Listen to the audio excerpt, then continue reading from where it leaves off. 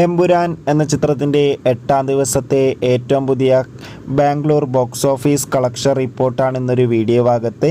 വീഡിയോയിൽ മുൻപ് video like ചെയ്യുക, ചാനൽ സബ്സ്ക്രൈബ് ചെയ്യുക. മാർച്ച് ഏപ്രിൽ മാസം അങ്ങോട്ട് ധാരാളം ചിത്രങ്ങൾ OTT റിലീസ് ചെയ്യും. നമ്മുടെ ചാനൽ ഭാഗം പരിശോധിച്ചാൽ നിങ്ങൾക്ക് കാണാൻ വേണ്ടി സാധിക്കും. അതൊക്കെ ഒന്ന് കാണാൻ വേണ്ടി ശ്രമിക്കുക.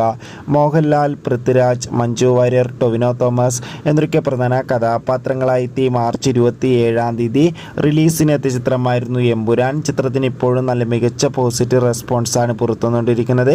അതുകൊണ്ട് തന്നെ ഏവരുമേറെ ആകാംക്ഷയുടെ ചിത്രത്തിൻ്റെ ഓരോ ദിവസത്തെ ഓരോ കളക്ഷൻ റിപ്പോർട്ടും അറിയാൻ വേണ്ടി ഏറെ ആകാംക്ഷയോടെ കാത്തിരിക്കുമ്പോൾ ചിത്രത്തിൻ്റെ 8ാം ദിവസത്തെ ഏറ്റവും പുതിയ ബാംഗ്ലൂർ കളക്ഷൻ റിപ്പോർട്ടൊക്കെ പുറത്തുവന്നിരിക്കുകയാണ്.